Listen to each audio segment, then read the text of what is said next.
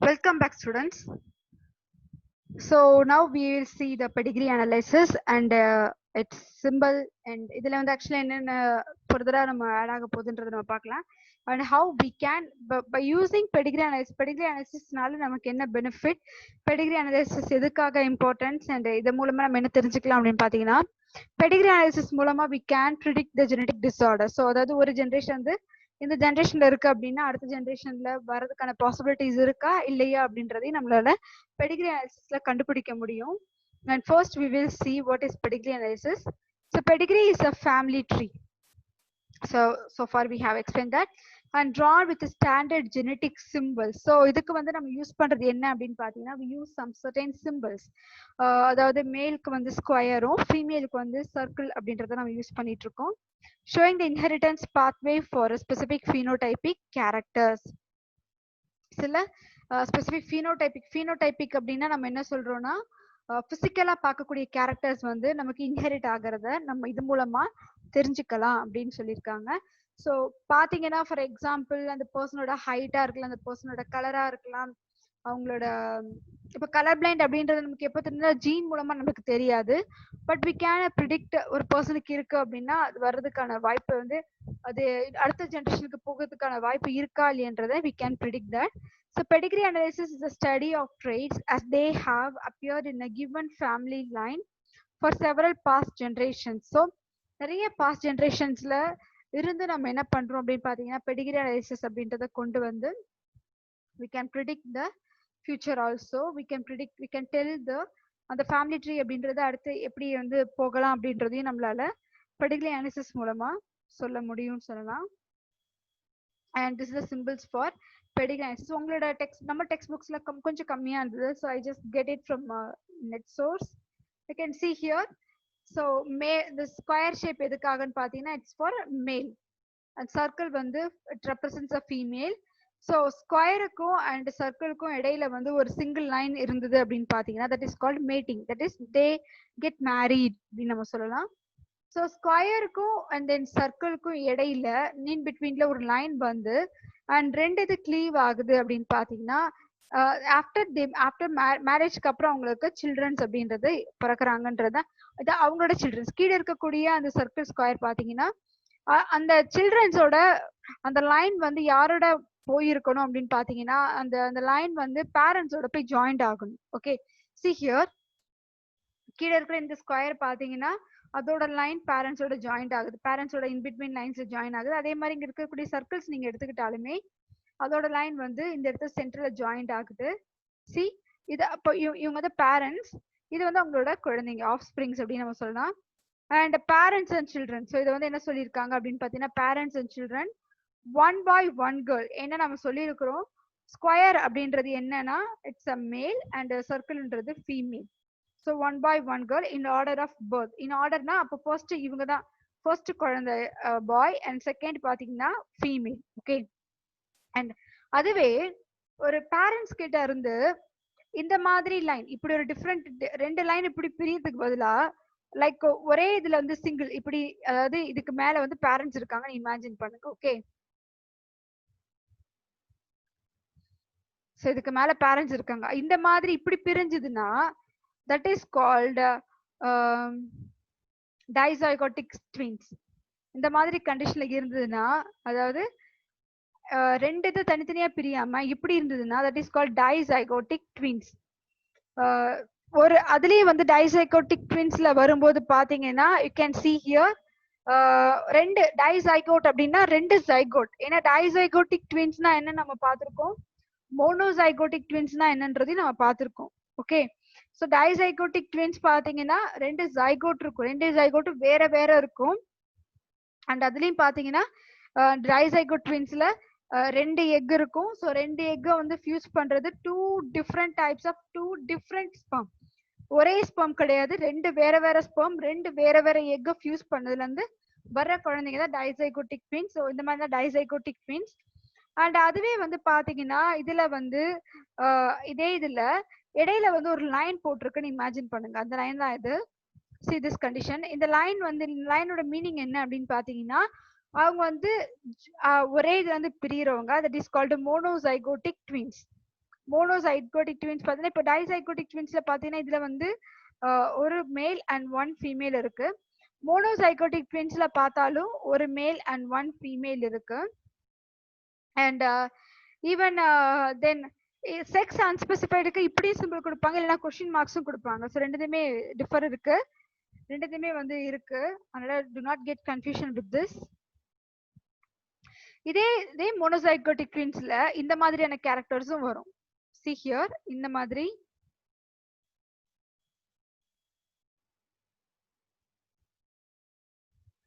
இப்படி வந்தாலும் இது மோனோசைகோட்டிக் ட்வின்ஸ் தான், that is identical twins. இல்லனா you can see here like this.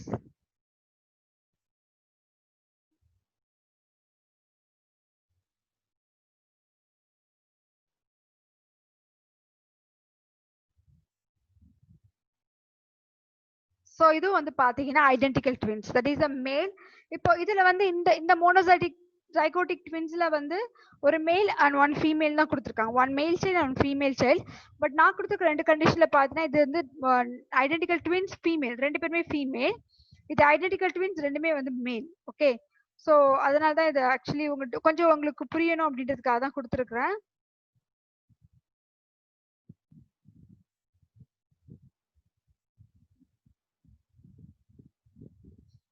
And the next one is the இது பாத்தீங்கன்னா ஒரு டயகனல் ஷேப், லைக் ஒரு டைமண்ட் ஷேப் மாதிரி நம்ம சொல்லலாம். இது வந்து செக்ஸ் அன்ஸ்பெசிஃபைட், செக்ஸ் அன்ஸ்பெசிஃபைடுக்காக கொடுத்துருக்காங்க. அண்ட் அதுவே வந்து அந்த அந்த அந்த பாக்ஸ்க்குள்ள இல்லைன்னா அந்த ஸ்கொயருக்குள்ள வந்து ஸ்கொயர் ஆர் சர்க்கிள்குள்ள நம்பர்ஸ் இருக்கு அப்படின்னு பாத்தீங்கன்னா அது எல்லாத்துக்குமே ஆக்சுவலா வந்து கொடுத்துட்டு இருக்க மாட்டாங்க. அப்ப என்ன சொல்லுவாங்க அப்படின்னு பாத்தீங்கன்னா இப்போ வந்து ஸ்கொயர் 4 ஆர் சர்க்கிள் 3 அப்படின்னா மீனிங் என்ன பாத்தீங்கன்னா number of children of sex indicated. அதாவது இப்போ உங்களுக்கு நிறைய குழந்தைங்க இருக்காங்கன்னு இமேஜின் பண்ணுங்க. அப்போ அவங்க நிறைய குழந்தைங்க இருக்காங்கன்னா இந்த மாதிரி சிம்பிளா கொடுத்துருவாங்க, லைக் ஸ்கொயர் 4 அப்படின்னா அப்போ அவங்களுக்கு வந்து 4 மேல் சில்ட்ரன் அண்ட் 3 ஃபீமேல் சில்ட்ரன் அப்படின்றது அதோட மீனிங். அண்ட் இந்த இடத்துல பாத்தீங்கன்னா next one is the completely affected. You can see here இந்த சிம்பிள் வந்து நம்ம ஆல்ரெடி லாஸ்ட் கிளாஸ்ல நம்ம லாஸ்ட் கிளாஸஸ்ல யூ கேன் see இந்த ஹீமோஃபிலியா கண்டிஷன் அந்த ஒரு இடியோகிராம்லயே நம்ம ஆக்சுவலா பார்த்திருப்போம். அண்ட் ஒரு ஸ்கொயரோ இல்ல வந்து சர்க்கிளோ கம்ப்ளீட்டா வந்து ஷேக் பண்ணி இருக்கு அப்படின்னு பாத்தீங்கன்னா that is called affected individuals. இவங்க வந்து நம்ம அஃபெக்டட் இண்டிவிஜுவல்ஸ் அப்படின்னு நம்ம சொல்லுவோம். they are completely affected. And அடுத்த இதுல பாத்தீங்கன்னா see this half shaded, ஒரு ஸ்கொயரோ இல்ல சர்க்கிளோ half shade ஆகி இருந்ததுன்னா that is called heterozygous for autosomal recessive, இல்லைன்னா கேரியர் அப்படின்னு நம்ம சொல்லலாம் சிம்பிளா. So carrier. அண்ட் நம்ம இதுலயே வந்து ஒவ்வொரு இதுலயும் ஒவ்வொரு விதமான சிம்பிள்ஸ் ஃபாலோ பண்றாங்க. ஸோ இதுல பாத்தீங்கன்னா ஆட்டோசோமல் ரெசசிவ்ன்ற கண்டிஷன் கொடுத்துருக்காங்க. But see the next one, அடுத்ததுல பாத்தீங்கன்னா எப்படி கொடுத்துருக்காங்கன்னா ஒரு சர்க்கிள்க்கு உள்ள ஒரு சிம்பிள் ஒரு டாட் ஒன்னு இருக்கு. அந்த டாட் பாத்தீங்கன்னா it is called carrier of sex linked recessive. இது கேரியர் அப்படின்னு சொல்லி கொடுத்தாச்சு, அதாவது ஒரு ஃபீமேல். பிகாஸ் மேக்ஸிமம் கேரியர் பாத்தீங்கன்னா வந்து ஃபீமேல் தான் இருப்பாங்க நம்ம சொல்லியிருக்கோம். ஸோ கேரியர் அண்ட் அதுக்கு நடுவே டாட் இருக்கு. So let us see, actually உங்களுக்கு கொஞ்சம் கன்ஃபியூஷன் இருந்தா just get into the Google. ஏன்னா but more or less same symbols தான், ப்ராப்ளம் இருக்காது அதனால. அண்ட் நெக்ஸ்ட் பாத்தீங்கன்னா இந்த மாதிரி ஸ்கொயருக்கு அந்த சைட்ல டயகனல் மாதிரி ஒரு கிராஸ் ஒன்று போட்டிருந்தாலோ இல்லைன்னா வந்து ஒரு சர்க்கிள் மாதிரி சர்க்கிள்ல ஒரு கிராஸ் ஒன்று போட்டிருந்தாலோ அதோட மீனிங் வந்து டெத், அதாவது அவங்க இறந்துட்டாங்கன்னு அர்த்தம். இப்போ சம்டைம்ஸ் அந்த ஃப்ளோ சார்ட்ல பாத்தீங்கன்னா வந்துட்டு இருக்கும்போது இடையில இந்த சிம்பிள்ஸ் வரும், அதாவது அவங்க டெத், அவங்க இறந்துட்டாங்க. ஸோ அதனால வந்து நம்ம அது சொல்ல மாட்டோம். But once again you have to clear கிடையாது. சம்டைம் யூ ஹாவ் டு இதுல இருக்கக்கூடிய சிம்பிள்ஸ் எல்லாமே கொஞ்சம் நீங்க ஞாபகம் வச்சுக்கணும். ஞாபகம் வச்சுக்கிட்டா மட்டும்தான் வந்து நம்ம நீட் எக்ஸாம்ஸ் நம்ம வரும்போது அதுல மேத்தமெட்டிக்கல் ப்ராப்ளம்ஸ் அனலிட்டிக்கல் ப்ராப்ளம்ஸ் எல்லாமே வரும்போது அதுல உங்களை அட்டென்ட் பண்றதுக்கு உங்களுக்கு கொஞ்சம் ஈஸியா இருக்கும். ஓகே, ஸோ தென் அடுத்த சிம்பிள் பாத்தீங்கன்னா லைக் ஒரு சிங்கிள் லைன் வந்து ஒரு டாட், ஒரு பெரிய ஒரு டாட் ஒன்று அதுல இருந்து கவர் ஷேட் ஆகி இருக்கு. விச் மீன்ஸ் அதோட மீனிங் என்ன அப்படின்னு பாத்தீங்கன்னா abortion of still birth sex unspecified. Abortion, ஆனா வந்து பாத்தீங்கன்னா செக்ஸ் என்னன்றதை கண்டுபிடிக்க முடியல. தென் அதுவே ஸ்கொயர் இது கம்ப்ளீட்டா ஃபில் ஆகி ஒரு ஆரோ மார்க் அந்த மாதிரி இருக்குதுன்னு பார்த்தா it is called ப்ரோபேண்ட். Bro means first. Okay, so ப்ரோபேண்ட் அப்படின்னு சொல்லுவாங்க. தென் இதுல ஃபர்ஸ்ட் அண்ட் செகண்ட் அப்படின்னு கொடுத்துருக்காங்க. ஸோ இது ஃபர்ஸ்ட் அண்ட் செகண்ட் எதை பேஸ் பண்ணி கொடுக்குறாங்கன்னா பேரண்ட்ஸ் அண்ட் ஆஃப் ஸ்ப்ரிங் அப்படின்றதையும் நம்ம சொல்லலாம். தென் இங்க பாருங்க, we can see this square and circle, அதாவது மேல் அண்ட் ஃபீமேல் வந்து மேரேஜ் பண்றாங்க. ஆனா அந்த மேரேஜ்ல பாத்தீங்கன்னா 1 and 2 நம்பர்ஸ் கொடுத்துருக்காங்க. அதுல 2ல வந்து ஃபீமேல், அந்த ஃபீமேல் வந்து male is a normal one, but female பாத்தீங்கன்னா she is totally affected, right? அவங்க டோட்டலி அஃபெக்டடா இருக்காங்க. ஸோ அது என்ன சொல்றாங்கன்னா method of identifying persons in pedigree. நம்ம பெடிகிரியில எப்படி நம்ம வந்து ஐடென்டிஃபை பண்றதுன்றதுக்காக ஒரு சும்மா ஒரு சிம்பிள் தான் சாம்பிள் தான் கொடுத்துருக்காங்க. ஸோ மேல் வந்து நார்மலா இருக்காங்க. So male is a normal one, but female பாத்தீங்கன்னா அஃபெக்டட் ஒன். ஓகே, ஸோ அஃபெக்டடா இருக்காங்க. இவங்களுக்கு வந்து second generation, this F1 generation. Okay, so இது வந்து பேரண்ட்ஸ், இது வந்து P அண்ட் இது வந்து F1 ஜென்ரேஷன். F1 ஜென்ரேஷன்ல டோட்டலா அவங்களுக்கு வந்து மொத்தம் 3 குழந்தைங்க இருக்காங்க. அதாவது first child and second child and third. Here the proband அப்படின்னு பார்த்தீங்கன்னா child 2 in generation is generation 2. Sorry, child 2 in generation 2. Generation 2ல செகண்ட் சைல்டு தான் என்ன சொல்லியிருக்காங்க அப்படின்னு பார்த்தீங்கன்னா ப்ரோபேண்ட், அதாவது முதல்ல பாதிக்கப்படக்கூடிய குழந்தை, ஃபர்ஸ்ட் அஃபெக்ட் ஆகக்கூடிய சைல்டு தான் என்ன சொல்றாங்க அப்படின்னு பாத்தீங்கன்னா ப்ரோபேண்ட். பிகாஸ் ஃபர்ஸ்ட் சைல்டு பாத்தீங்கன்னா square and it is a male child, and மேல்ல வந்து they are completely normal. Okay, ஆனா செகண்ட் சைல்டு பாத்தீங்கன்னா அது டோட்டலி அஃபெக்டட். தேர்ட் சைல்டு வந்து circle, it's a female one. அப்போ ஆனா அந்த 3 பேர்ல ஃபர்ஸ்ட் யாரு பாதிக்கப்படுறாங்க அப்படின்னு பாத்தீங்கன்னா அந்த செகண்ட் சைல்டு தான். ஸோ தட் இஸ் அ ப்ரோபேண்ட் அப்படின்னு நம்ம கொடுத்துருக்கோம். அப்போ இதுக்கடுத்து வந்து அடுத்தடுத்து வரக்கூடிய சைல்டு வந்து பாதிக்கப்பட்டாலும் நம்ம வந்து இந்த ப்ரோபேண்டை சொல்ல மாட்டோம். ப்ரோ மீன்ஸ், அதான் ப்ரோ மீன்ஸ் என்ன அப்படின்னு பாத்தீங்கன்னா ஃபர்ஸ்ட். ஓகே, அப்போ ஃபர்ஸ்ட் அஃபெக்ட் ஆகக்கூடிய இண்டிவிஜுவல்ஸ் தான் நம்ம என்ன சொல்றோம் அப்படின்னு. இப்போ ஒரு கப்பிள்ஸ்க்கு வந்து ஒரு 5 குழந்தைங்க இருக்காங்க அப்படின்னா 5 குழந்தைங்கள ஒரு 4வது குழந்தைக்கு தான் பாதிப்பு ஏற்படுது அப்படின்னு பாத்தீங்கன்னா அந்த 4வது குழந்தை தான் ப்ரோபேண்ட். 5த்துக்கும் பாதிப்பு இருக்கு, 5th வந்து அஃபெக்ட், 4th and 5th ரெண்டு பேருமே வந்து கம்ப்ளீட்லி அஃபெக்ட் ஆகுறாங்க. ஆனா நம்ம இந்த 4 தான் நம்ம என்ன சொல்லுவோம் அப்படின்னு பாத்தீங்கன்னா we call them as a proband. அதுதான் நம்ம ப்ரோபேண்ட் நம்ம சொல்றோம். ப்ரோபேண்ட்னா அஃபெக்டட் இண்டிவிஜுவல்ஸ் யார் ஃபர்ஸ்ட் நம்ம இருக்காங்களோ அவங்கள தான் நம்ம ப்ரோபேண்ட் சொல்லுவோம். and the last one here they are given is ஒரு ஸ்கொயர் அண்ட் ஒரு சர்க்கிள். பட் நம்ம இது வரைக்கும் பார்த்த வரைக்கும் இந்த இடத்துல பாத்தீங்கன்னா ஒரு சிங்கிள் லைன் தான் இருக்கு மேரேஜ்ல, மேட்டிங்ல. பட் இங்க பாத்தீங்கன்னா டபுள் லைன். டபுள் லைன் அப்படின்றது என்ன மீனிங் பாத்தீங்கன்னா that is called as a consanguineous marriage. consanguineous marriageனா என்னன்னு பாத்தீங்கன்னா நான் சொன்னேன் இல்லையா, சொந்த மாமா பொண்ணு இல்ல அத்தை பையன், அதாவது அக்கா ஒரு பொண்ணு இருக்காங்க, அக்காவோட சாரி பையன் இருக்கானா அக்காவோட பொண்ணு, இது ரொம்ப க்ளோஸ் ரிலேட்டிவ் ஆக்சுவலா. ஸோ நம்ம ரிலேஷன்ஸே மேக்ஸிமம் நம்ம மேரேஜ் பண்ணி நம்ம பார்த்துருக்கலாம்.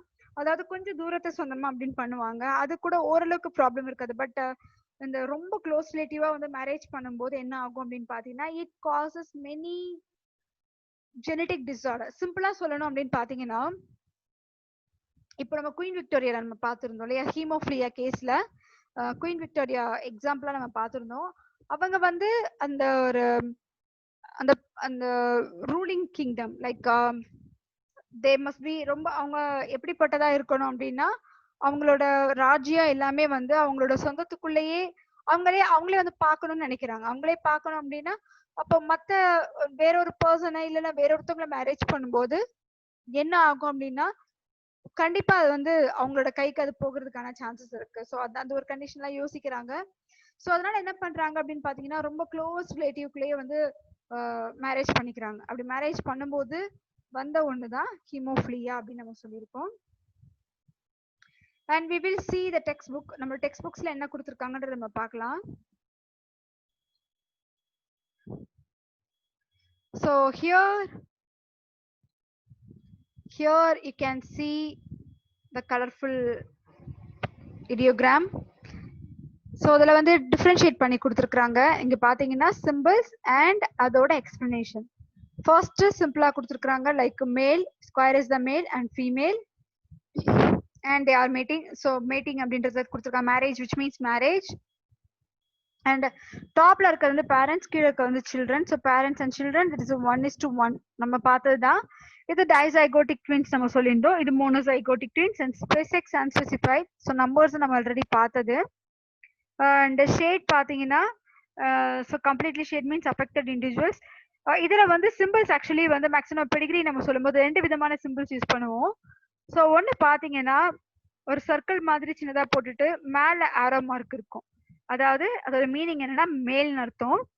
அதே மாதிரி ஒரு சர்க்கிள் ஒன்னு போட்டுட்டு கீழே வந்து ஒரு லைன் போட்டு பிளஸ் மாதிரி சிம்பிள் போட்டிருப்பாங்க. ஸோ இது பிளஸ் இதோட மீனிங் என்ன பார்த்தீங்கன்னா female. Okay, so male and ஃபீமேலுக்கு பொதுவாகவே இந்த மாதிரி சிம்பிள்ஸ் தான் யூஸ் பண்ணுவாங்க. அண்ட் கொஸ்டின் சம்டைம்ஸ் வரும்போது பார்த்தீங்கன்னா கொஸ்டின்ஸ் இப்படி தான் வரும். So to not get confusion with this the symbols. And first வந்து பெடிகிரி நீங்க சால்வ் பண்றதுக்கு முன்னாடி பெடிகிரி சம்ஸ் எல்லாம் நம்ம சால்வ் பண்றதுக்கு முன்னாடி we should know completely about the symbols. அந்த சிம்பிள்ஸ் நமக்கு தெரிஞ்சா மட்டும்தான் நம்மளால நெக்ஸ்ட் லெவலுக்கு மூவ் ஆக முடியும். அண்ட் அதுல இருக்கக்கூடிய அஃபெக்டடா இருக்கலாம், இல்லைன்னா ஹெட்ரோசைகஸ் கண்டிஷனா இருக்க, கேரியரா இருக்கலாம், இதெல்லாமே கொஞ்சம் கேர்ஃபுல்லா பார்க்கணும். அண்ட் இதுலயும் பாத்தீங்கன்னா ஹாஃப் ஷேடட் வந்து heterozygous for autosomal recessive. And இது பாத்தீங்கன்னா கேரியர் கொடுத்துருக்காங்க, மேக்ஸிமம் விமன் தான் carrier for sex link recessive. And death கொடுத்தாச்சு, abortion same one. And proband கொடுத்துருக்காங்க. And see the same thing. Actually consanguineous marriage மட்டும் தப்பா கொடுத்திருக்காங்க உங்க டெக்ஸ்ட் புக்ல. see here, see actually உங்க நீங்க கரெக்ஷன் கண்டிப்பா பண்ணி ஆகணும். Square and square and circle இருக்கு, அதுக்கு இடையில ஒரே ஒரு சிங்கிள் லைன் தான் இருக்கு. நம்ம ஆக்சுவலா சிங்கிள் லைனா இருந்ததுன்னா நார்மல் மேரேஜ் தான். பட் கான்சங்கினஸ் மேரேஜ் பொறுத்த வரைக்கும் it should get double line. Okay students, தயவு செஞ்சு உங்களோட புக்ல நீங்க சேஞ்ச் பண்ணுங்க. ஓகே, டபுள் லைன் இருக்கணும். டபுள் லைன் அப்படின்னா அதாவது எப்படி இருக்கணும் அப்படின்னா பாத்தீங்கன்னா ஒரு ஸ்கொயர் இருக்கு அண்ட் சர்க்கிள் இருக்கு அண்ட் இன் பிட்வீன் இதுக்கு இடையில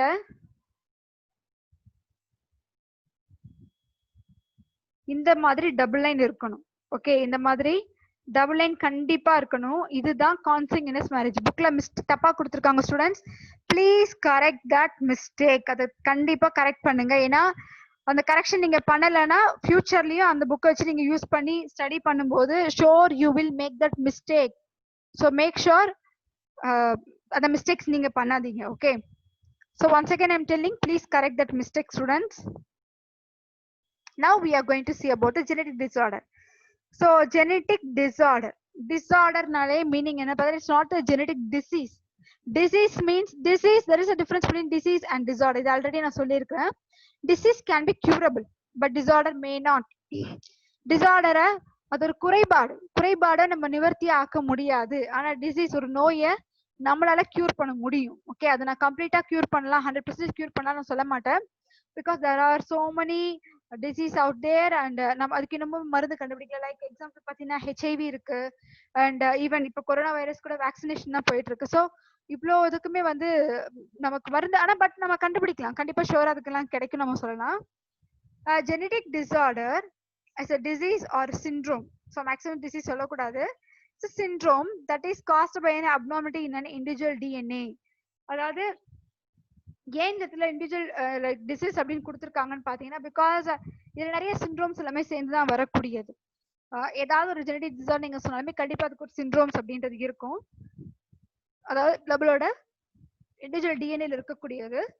abnormalities can range from a small mutation in a single gene. அதாவது ஒரு சிங்கிள் ஜீன்ல ஒரு சின்ன மியூட்டேஷன் நடக்கிறதா இருக்கலாம், இல்லைன்னா வந்து பாத்தீங்கன்னா to the addition or subtraction of an entire chromosome or even a set of a chromosome. இப்ப நான் உங்களுக்கு சொல்லும் போது ஒரு கேரக்டர் நம்ம டிசைட் பண்ணணும் அப்படின்னு நம்ம சொல்லும் போது பாத்தீங்கன்னா you can see this is segment of gene, right? So இது வந்து நம்ம ஒரு டிஎன்ஏவை நான் வந்து டபுள் ஸ்டாண்டர்டா இருக்கிறத ஒரு ஐ மீன் ரோலர் ரொம்ப ட்விஸ்டடா இருக்கு, திருப்பி திருப்பி சுத்திக்கிட்டு இருக்கு. நான் அதை வந்து என்ன பண்றேன் அப்படின்னா ஸ்ட்ரைட்டா வைக்கிறேன் அப்படின்னா இப்போ அந்த ஜீனோட ப்ராப்பர்ட்டி மேபி இதுல இருந்து இந்த செக்மெண்ட் மட்டுமே கூட ஜீனா இருக்கலாம். ஓகேவா? ஸோ அப்படி இருக்கும்போது நம்ம என்ன பண்றோம் அப்படின்னு பாத்தீங்கன்னா என்டையரும் வந்து எடுக்கல. இதுல வந்து சின்னதா ஒரு மியூட்டேஷன் நடந்தாலோ சின்ன சேஞ்ச் நடந்தாலோ இல்லைன்னா வந்து சி ஃபார் எக்ஸாம்பிள் இதான் அந்த செக்மெண்ட். ஸோ இதுல ஜி அண்ட் இது சி, இதுல டி அண்ட் ஒன்ஸ் அகைன் இதுல ஜி இப்படி இருக்கு. ஸோ இதுக்கு ஆப்போசிட்ல கண்டிப்பா வந்து சி தான் இருக்கும், இங்க ஜி இருக்கும், அண்ட் இங்க ஏ, அண்ட் இது ஜி தானே, ஜி. ஸோ அப்போ இங்க சி இப்படிதான் இருக்கும். இப்போ இந்த இடத்துல சின்ன மியூட்டேஷன் பாத்தீங்கன்னா மேபி இந்த ஜிசிக்குள்ள மியூட்டேஷன் நடந்து ஜின்றதுக்கு பதிலா வந்து ஏ வந்து உட்காந்துருக்கலாம். அது எல்லாமே மியூட்டேஷன் தான். இல்லைன்னா வந்து அடிஷன் ஆர் சப்ட்ராக்ஷன். இப்போ வந்து நம்ம முன்னாடி என்ன சொன்னோம் அப்படின்னு பாத்தீங்கன்னா see that we have seen like ஒரு 4 types of genes தான் நம்ம இது வரைக்கும் ஒரு 4 nitrogenous base தான் இருக்கு. ஆனா இந்த 4க்கு பதில் இந்த 4 கூட இந்த ஜீன் ஆக்சுவலி இதோட முடியுது. பட் எக்ஸ்ட்ராவா என்ன ஆகுது அப்படின்னு பாத்தீங்கன்னா இந்த இடத்துல இன்னொரு ஒரு பேர் ஒரு நைட்ரோஜனஸ் பேஸ் வந்து உட்காருதுன்னு இமேஜின் பண்ணுது. அப்ப அது என்ன நம்ம சொல்லுவோம் அப்படின்னு பாத்தீங்கன்னா that is called addition. Okay, subtraction அப்படின்னு பாத்தீங்கன்னா இப்ப ஆல்ரெடி நம்ம சொன்ன வரைக்கும் 4 தான் இருக்கு. இதுல இருந்து ஏதாவது ஒரு செட் அப்படின்றது குறைஞ்சதுனால that is called subtraction. You can see இந்த இடத்துல இருக்க ஜியை நான் எடுத்துட்டேன். ஓகே, சி இங்க இருக்கிற ஜியை நான் ரிமூவ் பண்ணிட்டேன்.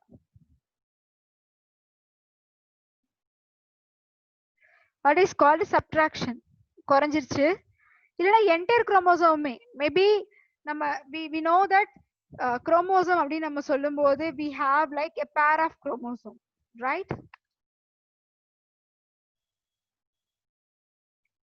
ஒரு பேர் ஆஃப் குரோமோசோம் அப்படின்றது இருக்கு. இப்போ ஒரு குரோமோசோம் நம்ம சொல்லும்போது இது ரெண்டு சேர்த்து தான் ஒரு குரோமோசோம், பேர் ஆஃப் குரோமோசோம் நம்ம சொல்றோம். இன்கேஸ் இந்த குரோமோசோம்ஸ்ல என்ன ஆகுது அப்படின்னு பாத்தீங்கன்னா ரெண்டு இருக்கிறதுக்கு பதிலா ஒன்னேன் மட்டும் இருக்குன்னு வச்சுக்கோங்க, தட் இஸ் கால் டெலிஷன். ஒரு என்டையர் குரோமோசோம் இங்க பாருங்க, என்டையர் குரோமோசோம் டெலீட் ஆயிடுச்சு. ஓகே, அதான் கொடுத்துருக்காங்க. இல்லைன்னா என்டையர் குரோமோசோம் அதே மாதிரி ரெண்டு இருக்கிறதுக்கு பதிலா எக்ஸ்ட்ரா ஒரு குரோமோசோம் வந்து 3 இருக்கும், 3 மொத்தம் 3 இருக்கும், அதான் சொல்லியிருக்காங்க. And next now we will see this the genetic disorder. And genetic disorder பாத்தீங்கன்னா it is of 2 types. Okay, 2 types, namely Mendelian disorder and chromosomal disorders. ரெண்டு விதமா பிரிக்கிறாங்க. ஒன்னு வந்து குரோமோசோம் பேஸ் பண்ணி நம்ம பிரிக்கிறோம், இன்னொன்னு வந்து மெண்டல்ஸோட லா நம்ம ஸ்டடி பண்ணிருக்கோம் இல்லையா. ஸோ மெண்டல்ஸோட லா பேஸ் பண்ணி மெண்டலியன் டிசார்டர் அப்படின்னு பிரிக்கிறாங்க. The first one is a Mendelian disorder. Mendelian disorder எதை சொல்றாங்க அப்படின்னு பார்க்கலாம். Alteration or mutation. Okay, so alteration or mutation in a single gene causes Mendelian disorder. Mendelian disorder பொறுத்த வரைக்கும் குரோமோசோம்ஸ் பத்தி நம்ம பேசவே இல்லை. அதாவது ஒரு சிங்கிள் ஜீன்ல மியூட்டேஷனோ இல்ல அதுல சேஞ்சஸ் நடந்தது அப்படின்னு பாத்தீங்கன்னா that is called as a Mendelian disorder. அதுல வந்து Mendelian disorder சொல்றோம். And these disorders are transmitted to the offspring on the same line as a Mendelian pattern of inheritance. ஏன்னா மெண்டலியனை நம்ம அந்த டெஃபினிஷனை பொறுத்த வரைக்கும் நம்ம என்ன சொல்றோம் அப்படின்னு பாத்தீங்கன்னா அடுத்தடுத்து வரக்கூடிய ஜென்ரேஷனுக்கு அது பாஸ் ஆகும் அப்படின்னு நமக்கு தெரியும், ரைட்? ஸோ அதே மாதிரிதான் இங்க என்ன சொல்லியிருக்காங்க அப்படின்னு பாத்தீங்கன்னா அதோட ஜென்ரேஷனுக்கே அதோட சேம் லைனுக்கே வந்து டிரான்ஸ்ஃபர் பண்ணுது அப்படின்றத கொடுத்துருக்காங்க. ஸோ அதை வச்சு ஸ்டடி பண்ணி பிரிச்சிருக்காங்க.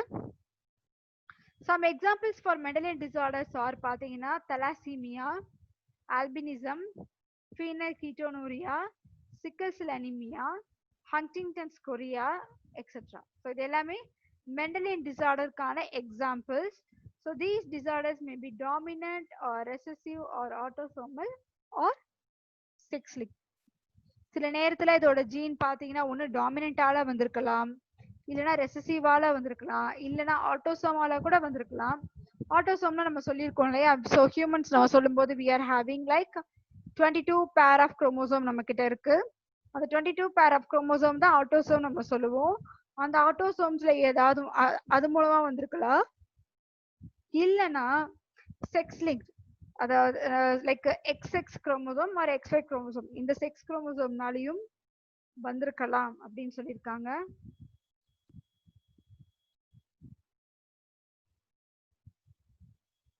First, then we will start from this Mendelian disorders. So Mendelian disorders பாத்தீங்கன்னா it is classified into autosomal and allosomal.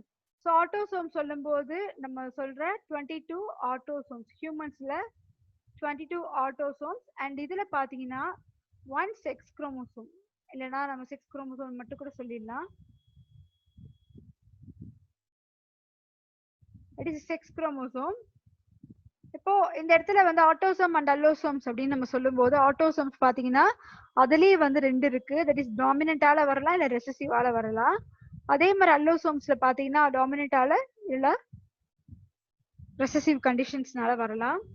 So Mendelian disorders, it is caused due to mutation on single gene. ஒரே ஒரு single ஜீன்ல வரக்கூடியதுனால நம்ம என்ன சொல்றோம் பாத்தீங்கன்னா we called it as a mutation. Mutation அப்படின்றதே என்னன்னு பாத்தீங்கன்னா ஒரு சடன் சேஞ்ச் ஆகுறதுனால இது வரும் அப்படின்னு நம்ம சொல்லலாம். Some of the examples, சில எக்ஸாம்பிள்ஸ் பாத்தீங்கன்னா hemophilia, cystic fibrosis, sickle cell anemia, color blindness, phenylketonuria, and thalassemia. So these are the examples of the Mendelian disorder. First, we will start with the thalassemia. Okay. Thalassemia நம்ம start பண்ணலாம்.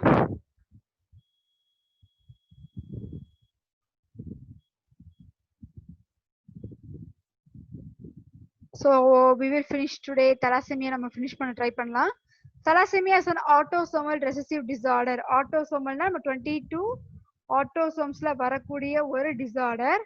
இது recessive அப்படின்னா இப்போ for example நான் இதுல சிம்பிளா capital D வந்து dominant நான் சும்மா இமேஜின் உங்களுக்கு புரியறதுக்கு சொல்றேன். அண்ட் ரெசசிவ் பாத்தீங்கன்னா இப்ப இதுல இருக்கக்கூடிய ஜீன் வந்து ஸ்மால் டினால இந்த டிசார்டர் வரும். It is caused by gene mutation resulting in excessive destruction of RBCs. RBC அதிகமா destruction ஆகிறதுனால இது வருதுன்றாங்க due to the formation of abnormal hemoglobin molecules. அதிகமா ஹீமோகுளோபின் மாலிகுல்னால வருது. And normally hemoglobin is composed of 4 polypeptide chains. Okay.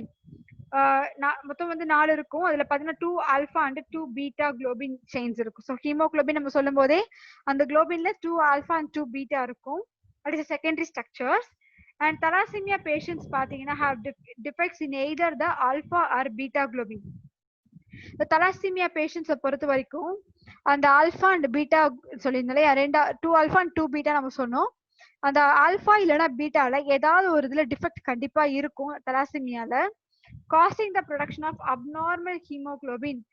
இந்த in case அந்த alpha செயின்லயோ இல்லைன்னா beta செயின்லயோ ஏதாவது டிஃபெக்ட்ஸ் இருந்ததுன்னு பாத்தீங்கன்னா அந்த நார்மலா ப்ரொடியூஸ் பண்ணக்கூடிய ஆர்பிசி தட் இஸ் ஹீமோகுளோபின் என்ன ஆகும்னா அதோட அத வந்து அப்நார்மலா ஆகுது. நார்மலா இல்லாம அப்நார்மலா இருக்கு molecules resulting in anemia. So that last என்னவா முடியுது அப்படின்னு பாத்தீங்கன்னா anemic conditionல முடியுது அந்த person, because hemoglobin ஓட what is the function of hemoglobin முக்கியமா RBC அப்படின்னு பாத்தீங்கன்னா it carries oxygen. ஹீமோகுளோபினே வந்து ஆக்சிஜனை கேரி பண்ணக்கூடியதுதான். RBC சாரி அந்த ஆக்சிஜனை கேரி பண்ணி கொண்டு போயிட்டு நம்மளோட பாடியில இருக்கக்கூடிய செல்ஸுக்கு சப்ளை பண்ணும். அண்ட் அது திரும்பி ரிட்டர்ன் வரும்போது பாத்தீங்கன்னா நம்ம செல்ஸ் ரிலீஸ் பண்ண கார்பன் டை ஆக்சைடை அது வெளியே கொண்டு வரும். இதுதான் அதோட ஃபங்க்ஷன். இன்கேஸ் நார்மல் ஹீமோகுளோபினா இல்லாம அப்நார்மலா மாறிடுச்சு அப்படின்னு பாத்தீங்கன்னா என்ன ஆகும்னா அது செய்ய வேண்டிய ஒர்க்கை சரியா பெர்ஃபார்ம் பண்ணாது. ஸோ ஆட்டோமேட்டிக்கா அந்த பேஷண்ட்ஸ் அப்படின்றவங்க they might be end up in அனிமியால முடிவாங்க. Okay. And thalassemia is classified into alpha and beta based on which chain of hemoglobin molecule is affected. It is controlled by 2 closely linked genes. ரெண்டு விதமான linked genes இருக்கு. HBA1 and HBA2 on chromosome 16.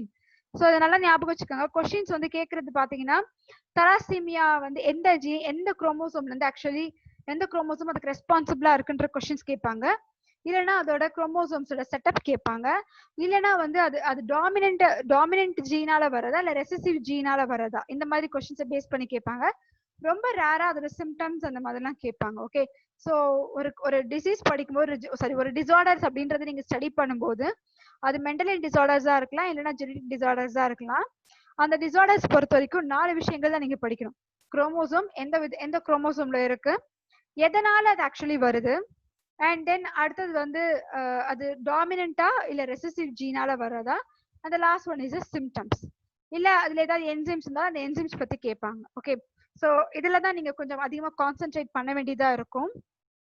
See here, The mutation or deletion of one or more of the 4 alpha gene alleles caused alpha thalassemia. அதாவது நம்ம சொன்ன because we know that we studied like 2 alpha and 2 beta இருக்கும் நம்ம சொன்னோம். அந்த alpha ஜீன்ல defects ஆகும்போது that is called alpha thalassemia அப்படின்னு சொல்றாங்க. அதுவே வந்து பீட்டால பாத்தீங்கன்னா பீட்டா குளோபின் செயின் வந்து அஃபெக்ட் ஆகும். ஆல்பால ஆல்பா செயின் அண்ட் பீட்டால பீட்டா செயின் அப்படின்றது அஃபெக்ட் ஆகும். That condition is called as a alpha thalassemia and beta thalassemia. Okay students, need not worry about this. We will continue in the next session, and next idhula நம்ம maximum cover பண்ண try பண்ணலாம். And thank you students.